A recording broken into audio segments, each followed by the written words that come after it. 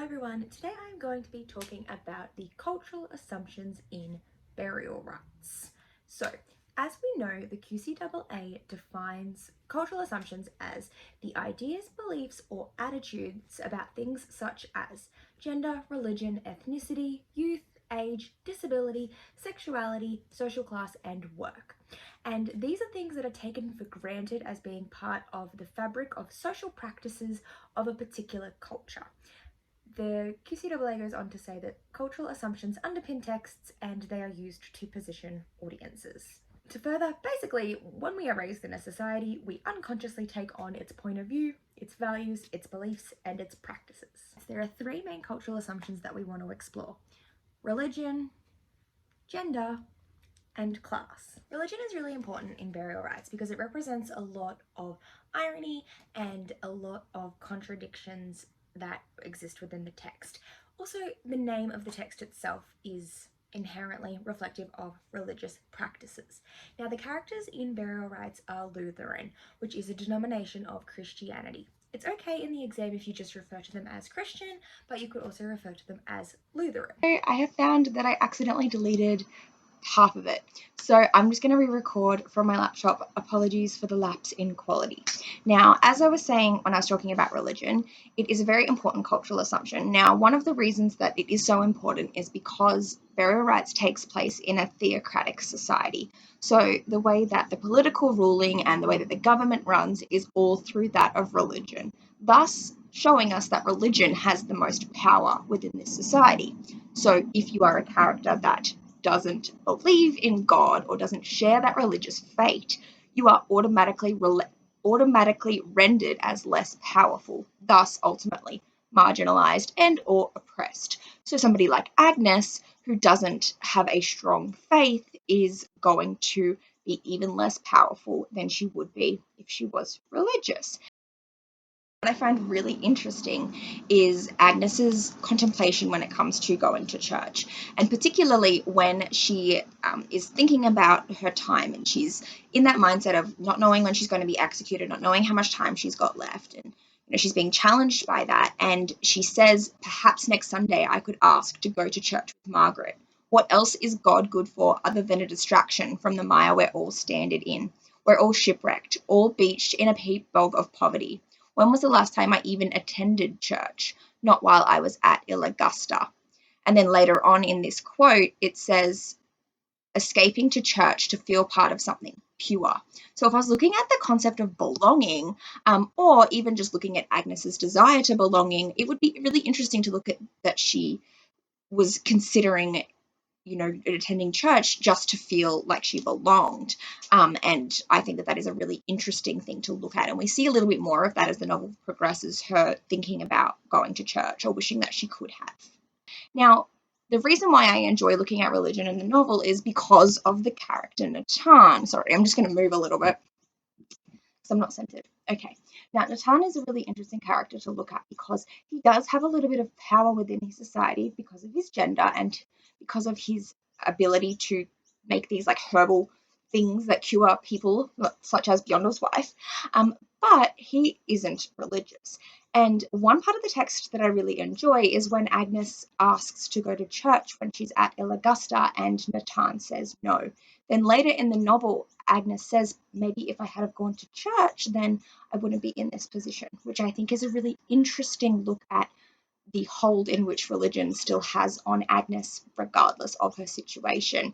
By Bjondel saying that Agnes struck him as particularly godless, that shows just how prevalent these views are on one's opinion of another. Which really interestingly parallels to later in the novel when Toadie is too sick to visit Agnes and she gets really concerned about it. She says, and I quote, I am too godless. I am distracting him from his dedication to Christian thinking. I make him doubt his belief in a loving Lord.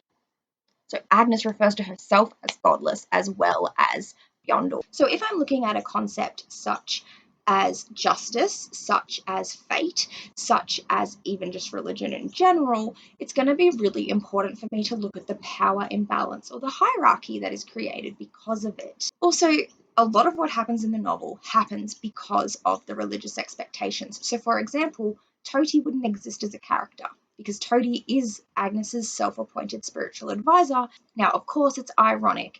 It's ironic that these powerful characters who are religious are horrible. They're not adhering to the religious practice because they're not, treating people as equals, and they aren't forgiving people. That's not happening. We also see a lot of biblical allusions that then embedded within the Bible. So, for example, at the very end, Agnes says she feels like she's being passed around like communion, showing us that connection with God, but also that is her then likening herself to that of Jesus. A big call, of course, but perhaps she's looking at herself as a sacrifice, which would link in really well to the animalistic metaphors that we see in the text. Agnes being likened to a lamb at multiple times, a lamb for slaughter, is both an animalistic metaphor and biblical allusion. So there's a nice connection between the two. Another really interesting area to look at is the way in which characters justify their actions through religion, and this is done in both a positive and negative way. So, for example, Toady risking his life to go and see Agnes, he describes that as being God's will, but also Friedrich describes his actions on the night of the murder as God's justice. So we see so many characters justifying themselves through religion. Characters like Bjondel do this a lot as well. Entire clip about class. So you get to see me talk about class in this low quality kind of setup. But class is also very prevalent within burial rites. And when we're looking at these cultural assumptions, it's important for us to understand that it is the cultural assumptions that construct the societal views, thus that set up any amount of prejudice, but also the values and the beliefs of the citizens. So everything is really embedded within one another. Now, class isn't overtly represented in the novel on many different occasions, but it's definitely there in a more subtle manner. Now, we see it most through descriptions of Agnes as a pauper, also just being referred to as poor. Now, if we were looking at Agnes's fate, if we were looking at Agnes's journey or her story in any capacity, it's important that we understand her class status. We also need to make sure that we understand that she had nothing and no one. Now, when I am looking at Agnes's class and her financial status, I quite like to look at the historical document that lists all of the things that she owned. Now, I'm not going to memorize that whole thing, and I'm also not going to memorize the chapter that starts with it, right? But if I'm going to refer to it in the novel, I might say Agnes's class is cemented through Kent's use of a historical document that includes a list of every single thing Agnes owned. The fact that the list included the sheer number of buttons she owned, or perhaps I could say the fact that the list was able to take place over just 2 pages or something like that, or the fact that she was even able to count her worldly possessions, showcases just how low of a status that she had, or just how low on a social class hierarchy she was, which is really important. Now, comparing that to somebody like Yondel, who we know that when Toady went to visit him, he described his office as having a sense of grandeur that made him uncomfortable. This shows that he is of a higher class. I also think it's interesting to note that the family at Cornsar are also of quite a low class. We see this on a couple of different occasions when Margaret wants some cows and Jon says no, to which she famously responds. No, he doesn't say no, sorry. He says in good time, and then she says, in good time, I'll be dead. So obviously there is some kind of financial issue there, but why it's most important is because I believe that that is why a lot of the members of the Cornsar family come to terms with the fact that they are holding Agnes, because there is a financial compensation that is there, which links in really nicely to a highlight in the novel for me when Agnes is looking at the family and she's watching them decide how much food they want to get ready for the winter season, and she wonders whether they're factoring in for her, which really showcases that inner turmoil that Agnes faces, and also that concept of waiting and that idea of time and just waiting around to be killed, which I think is really interesting. So those are some examples of class. If I were to get a question asking me about class, I would definitely look at the fact that it causes characters to perhaps do things they wouldn't normally do, or to accept things they wouldn't normally because of their class, or something to that capacity, or it impacts decision making for the reasons in which I have just said. Now we're going to jump to a higher quality version of myself and look at gender. The final cultural assumption that we're going to discuss today is, in my opinion, the most prevalent in the text, and that is gender. Now, oftentimes when we look at burial rites, we would refer to it as taking place in a patriarchal Iceland, and that is very much the case. The men in the text have the power, and they dictate pretty much everything that happens, whether it is the fate of Agnes or simply when Margaret wants some more cows and she's told no. Men control the society in which burial rites takes place, and thus the cultural representations around gender are.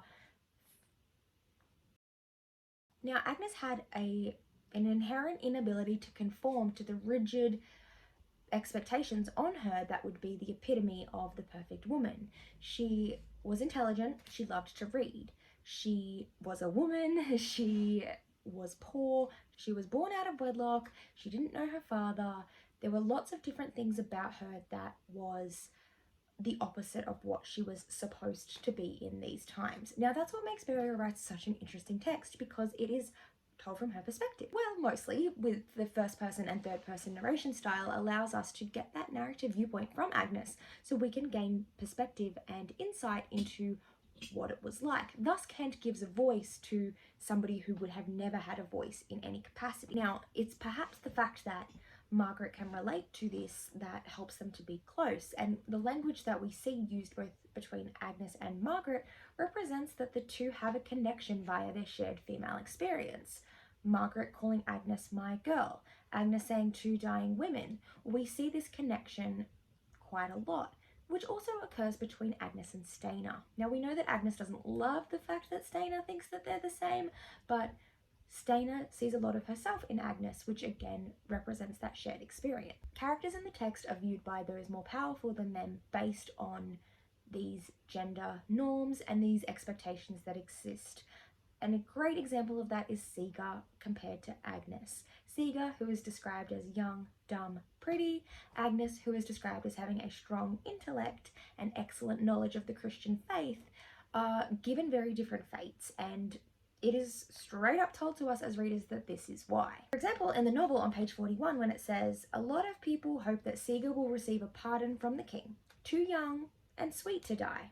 Not like this one. She has the right temper when she fancies." So Agnes isn't afraid to act up. She's not afraid to speak about things, and she has a temper. Rightly so. I'd be annoyed too if I was Agnes. That, again, is contradictory to that of women in her time. Women lack power and control to a complete extent within 19th century Iceland, and the novel represents that in many, many different ways. She is prim, she is proper, and she is trying to maintain a certain level of femininity at all times, whereas Stainer, her sister, isn't too fussed about getting married, not worried about having dirt under her fingernails, and isn't very concerned with her reputation. So the two work a bit like binary oppositions when it comes to these expectations based on. So that's a very brief overview of the cultural assumptions in the novel. Now, when it comes to using these in our exam, we want to make sure that we are reflecting them in our writing to some extent, okay? It's obviously going to be reliant on the question. If you get a question that says, "How is power represented in the novel?" of course you're going to want to talk about the cultural assumptions. However, if you get a question that says something about the representation of female relationships in the text, you're probably not going to talk about religion as much as you might gender, obviously. So as reliant on the question, don't feel like you have to talk about the 3 different cultural assumptions that I've listed today, no matter what your question is. But something like gender is probably going to come up regardless. Similarly, religion when you're discussing the time and the place of the text. If you're feeling a bit stuck on this one, the essay placemat in your booklet looks at power and it looks at these cultural assumptions. The way to make sure that you're at least mentioning these things is in your introduction when you're giving a little bit of an overview of burial rites, mentioning that it's a theocratic patriarchal society is going to make sure that you're touching on these important aspects of the text and you understand the times and places. As always, if you have any questions at all, please let me know. My inbox is open. I would love to receive a practice essay. Otherwise, make sure you're taking care of yourself. I'll see you very soon.